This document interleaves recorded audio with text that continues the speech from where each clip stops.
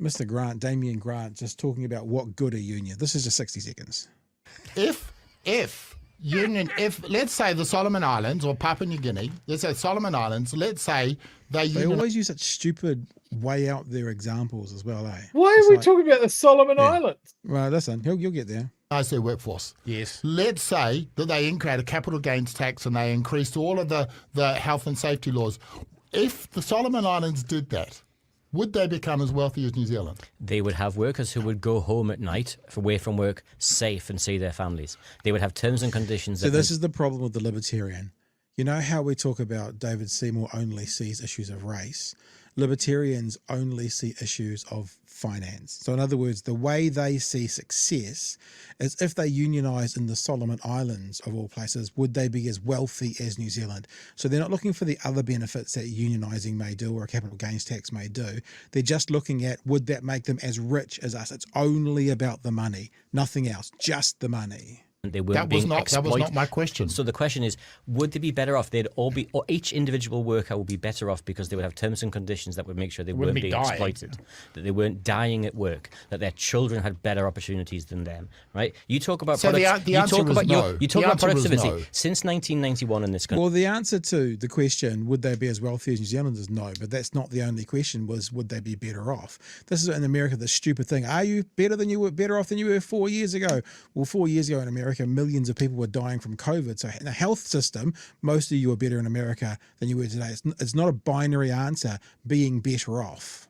Country productivity, capital, the amount of the economy going to capital, to profits, has risen year on year on year. Yes. The amount going to labour has risen much, much less. So the productivity of that workforce is still going up, but the returns to that productivity are going to capital, not to workers. And 1991 is an important year because the Employment Contracts Act, and it was the doing of the unions at that point in time. Follow-up. There you go. We're not doing a follow-up question, Bomber. We love you, but we're not doing the follow-up question.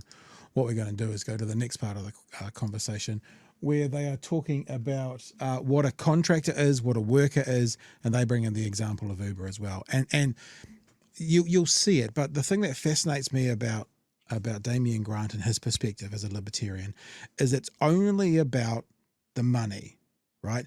It's only about the numbers. And it's not about, benefits. It's not about safer. It's only about the finances. And nothing else. And it's also this Shangri-La fake world where you can just walk out of one job if you're unhappy and walk into another one of better pay. Oh, just leave it and go get a better job. Leave it and go get a better job. He never says, well, you can just leave that job and go on a benefit, because that would actually be the case for many people. So being stuck in a cycle of being poorly paid and having bad working environment is not a choice between this one and the gold mine across the road or the business, which gives me a better option. So for some people, for probably lots, if not most people, it's the choice between this job where I'm not that happy and it's not the best situation in the world, or the benefit. And so they stay and they get taken advantage of. And this is actually not what the contractor law is about. The contractor law is about allowing... A pointless redesignation of A to B. Let me finish. The current law says if you stipulate in your contract, or you're an employer, you stipulate that someone is a contractor, the court can look behind it if it's a sham. And they can say, actually, if you look at all the aspects of your work, you are a worker. Yeah. What this law is doing is it's enabling those sham contracts, and that boosts employer power because it says when the employer stipulates that in the contract, what the employer says goes. That's very damaging for the imbalance of power that already exists between employers and employees. So the reason people are saying Brooke Van Veldem is taking her talking points from Uber is the court last year could look at how these guys were driving for Uber and go, no. You're an employee. It's obvious you're an employee. What this government's trying to do is to get it so that law no longer exists. So courts won't be able to make that determination. So Uber will be able to go, well, I don't care if you operate like an employee and do 99.9999% of all the things that you do an employee does. You're a contractor and there'll be no recourse. That to me is quite scary. And that's the law that they're talking about changing. That's what this is really about. Because without people like you and Mr. Rennie, the poor worker, they be would just exploited by they people would just like be you. so exploited. It's a paternalistic nonsense. Those people out there driving Ubers or doing whatever the designation is, they are making their own economic decisions out in the real world. This is absolute nonsense. This really is absolute. And the even by your standards, Damian, this is absolute. You don't get paid what you're worth. Yes, right? you do. Absolutely, you you get do. paid what your terms and conditions suggest, That is which simply can not true. change at any point in time. And if you're a contractor and you're reliant upon a monopoly provider of employment, a monopsonist, to use the phrase, then you are going to be reliant upon whatever charity they decide to give you at that point in time. Why 'Cause don't that's you how work for McDonald's? I don't Craig? work- Why do you? I mean, So there's such stupid analogies, parallels, things he draws. I just do not get it. McDonald's have terms and conditions that would, if you work for them, you would consider that exploitation. Why don't you work for McDonald's? I work for the CTU. This is not a decision between McDonald's and the CTU. You don't work for Your- McDonald's your- because you have a choice about where to work. And the employee- And so the employee has a choice yes. about where to work. There's the Shangri-La. Did you not know, Chewy? There's actually 40 places you could just walk into tomorrow and start a new job. And the employee has the choice. So the Libertarian puts it all on the worker as well. You do whatever you want. I can treat you as badly as I want because if you don't like it, you'll leave. Because there's a million other jobs you can go and get. But that's not the world we live in today. I've been talking lots, Chewy. Do you want to say anything before we keep going? I'm baffled. Like, I just don't know how to dissect what ridiculous point David is trying to make. Yeah. It is nonsensical. Well, I think it's going to I'm get better. stunned. I shouldn't be, but I'm stunned. This is phenomenal, even for him. Well, you might want to get yourself your dog as a comfort animal when we get to the end of this. But you've used the good word there. It's employee. It's not contractor. Yeah. Because they're an employee. They are directed. Actually, they're a person. They're directed in their work. Yeah. They are told what to do. They are given a job. See- They are an employee, and all the law does is it allows you, a judge, to say, actually, this is a legal fiction. And as a consequence, I'm going to tell the truth. And how We is should it? How is all any hold- of this making the boat go faster in terms of improving productivity? It doesn't. It does nothing. All that happens we are is all that happens arguing right about now- how many angels can dance at the head of a pin. All that happens right now is Uber makes a giant profit, right? It uses inter-party transactions to reduce that profit, so it doesn't even turn up in the tax books. All we're doing is making a third party better off, Have you used rather it? than Have the you used actual Uber? workers. Have you used Yes, Uber? of course I've used it's Uber. It's a pretty good service, isn't it? Yes, but And the but people who I drive- want the workers in there. It almost feels like him saying, like if it was 1780, you know, do you have people picking cotton? It's a pretty good service, isn't it? It's pretty effective, pretty cheap, you know.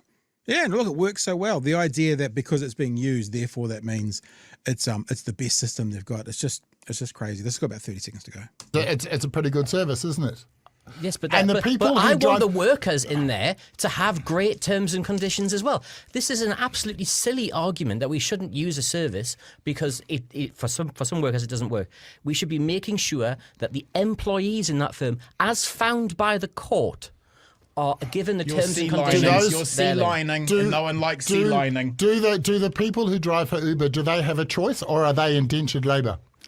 Of course they have a choice. Right, that's But- it. Discussion No, ended. it's They have a absolutely choice. not. Says people who are Discussion- exploited will still choose that But exploitation. they have a choice. They Craig, have a Craig, choice, and you don't seem to understand Craig, that. There you go.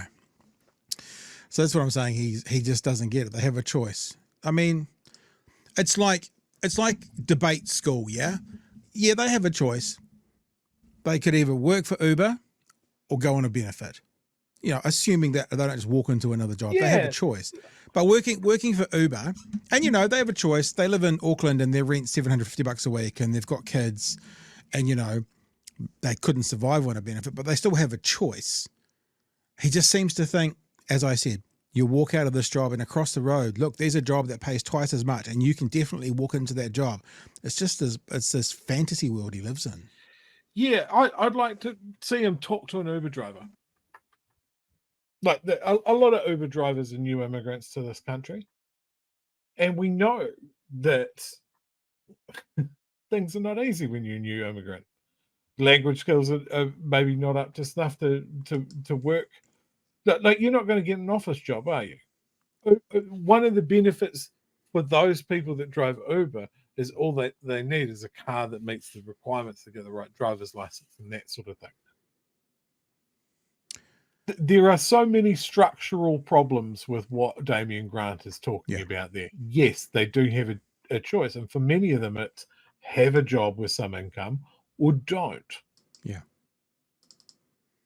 Everybody isn't equal.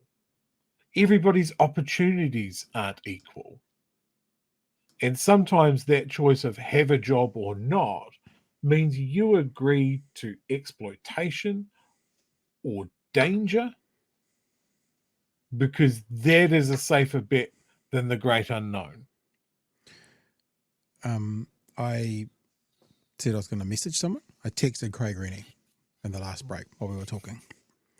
And because, we're talking about Brooke Van Velden, says, you should have a wide range of opinions. And I said, hey, sir, has the CTU ever been in a one-on-one with Brooke Van Velden? He replied, when they took office, one meeting, on the same day they cancelled the fair pay agreement for half an hour. So that's her perspective of getting a broad number of opinions. They met with the CTU for half an hour once, 12 months ago, and then after that meeting they cancelled the fair pay agreements. So it doesn't necessarily look like she's taking on board varying opinions, does it? Another thing that I'd like to bring up, and House of M has nudged me in this direction here. Uber drivers would give him lip service because if he gives them a low rating, it affects their income. Sure. Yeah.